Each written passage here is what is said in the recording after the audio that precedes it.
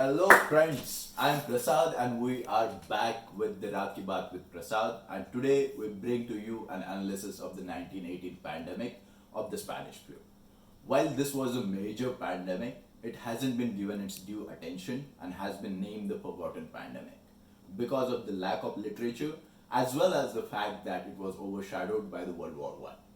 However, I feel it's important that we educate ourselves about this particular pandemic and more importantly, learn about it and improve on the mistakes. Before we dive into this video, don't forget to like this video, share the video and subscribe to my channel. Also provide your feedback on the video in the comment section below. I upload new videos every Friday, so let's get started. Before we start, let me put out a disclaimer. We do not aim for spreading any kind of terror. The past Spanish flu pandemic has been terrible, as has been my hairstyle. While the Spanish flu was very deadly, I do not in any manner think that the current coronavirus crisis will reach the levels observed in the Spanish flu era. Given the similarities in both the pandemics, however, it is very important to know and learn.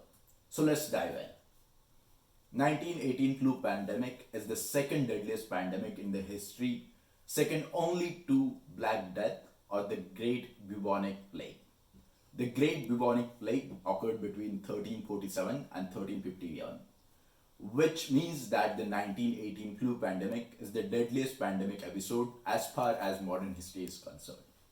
The Spanish flu, as it was called, was a deadly strain of the H1N1 influenza virus, which affected nearly 500 million people across the globe. This comes to around one-third of the then world population. It also caused around 50 million to 100 million deaths. An exact estimate can't be obtained given the lack of suitable records in much of the world during those times. Nonetheless, the deaths by Spanish flu far surpassed all the military deaths combined in World War I and World War II combined. Let that sink in for a bit. High mortality in the age group 20 to 40 was a unique feature of Spanish flu pandemic. Around half of the total deaths were from this age group.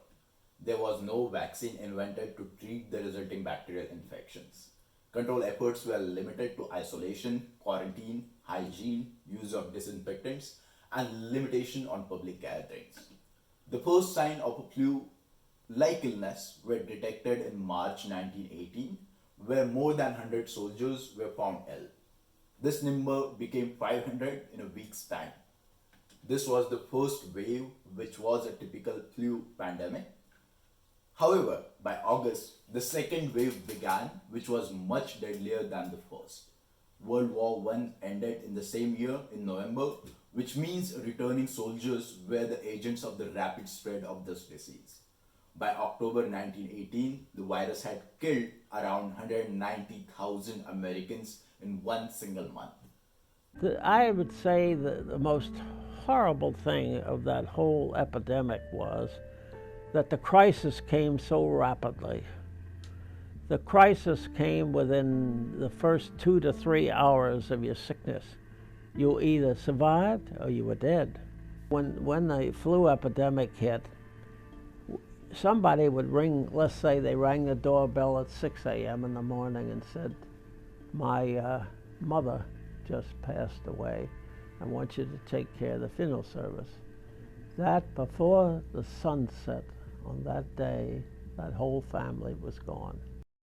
The third wave, which was comparatively smaller, lasted from January 1990 to May 1990, when the pandemic finally ended. चलो अब बात करते हैं about the similarities between the Spanish flu pandemic and what we are witnessing today with the coronavirus pandemic. The world's population was around 2 billion in 1918, out of which around 20 to 30% people were affected. It is important to keep in mind that technology hadn't reached its pinnacle in those times, the way it has reached now, and despite the low percentage of international travel, which was limited to soldiers or the wealthy class, the virus was able to spread throughout the world, even to the Arctic and remote Pacific islands. Today, thanks to our grandparents and our parents, the world has around 7.8 billion inhabitants. air travel has become a norm to most households and the world has become a global village.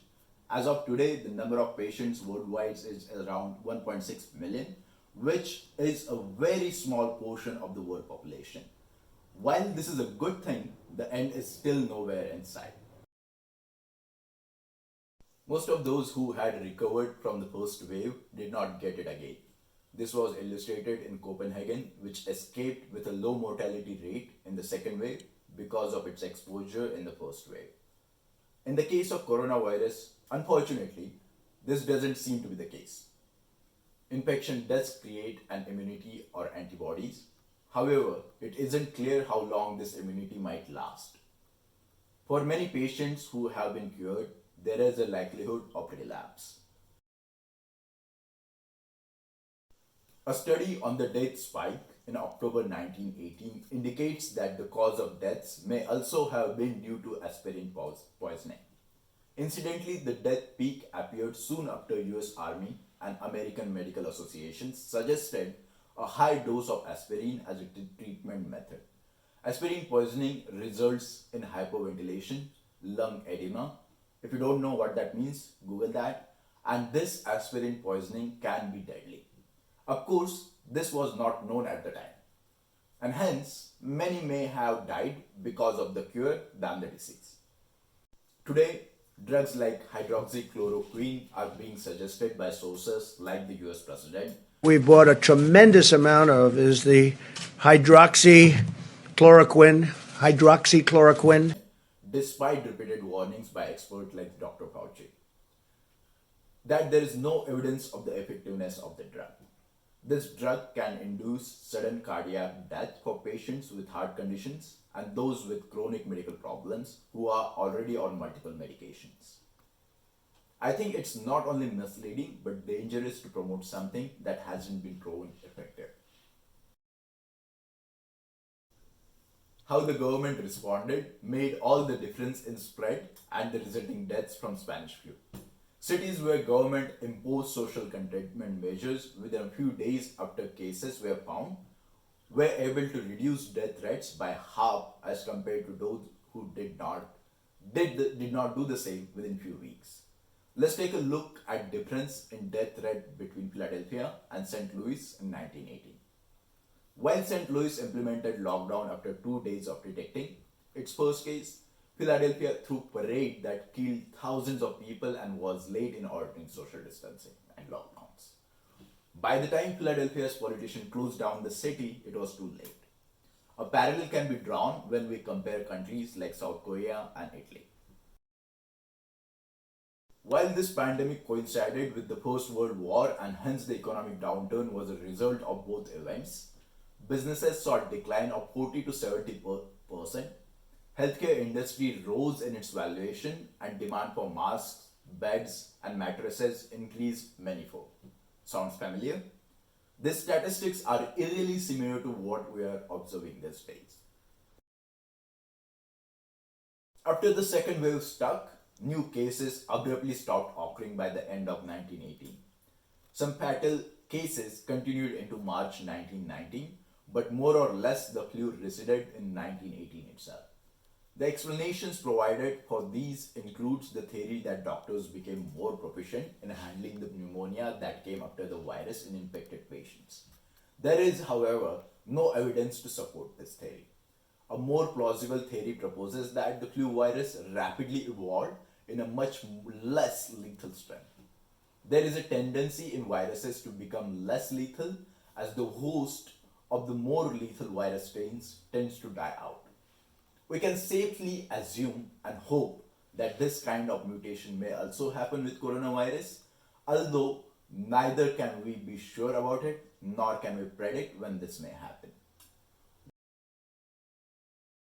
While the pandemic lasted, the only tools of control were preventive measures. As today, even in those days, masks and other personal protective equipments were in short supply. The healthcare system was severely strained and wearing masks was made mandatory in some countries. What we can learn from history is cities or governments that intervened earlier and more aggressively grow much faster after the pandemic is over. Non-pharmaceutical interventions like precautionary masks, social distancing, not only lower the mortality rate and infection rate, they also mitigate the adverse economic consequences of the pandemic. Hence, it is really important that we maintain social distancing and follow all government, CDC, and WHO recommendations, even if they are not mandatory. In conclusion, the coronavirus outbreak that we are witnessing today has happened in another shape or form in 1980. We, if we can learn something from history, it is that this isn't new. Social distancing helped to control this in the past, though parades made things worse. This is going to end or be controlled eventually, but to do that, our governments need to act faster in implementing social distancing measures, and we, as good global citizens, need to follow them strictly. Look, we all know this is hard. We all are stuck home, getting bored, wondering when this is all going to end. So, for some of us, it is prompting us to make our own late night shows. Wink, wink. This is going to end sooner or later, and we can get back to our life as usual. There is hope, and that's one of the best things in the world. With hope, we will see you next week. And by the way, if you want me to address any particular topic next week, do let me know in the comment section below. We publish videos every Friday. See you on the other side.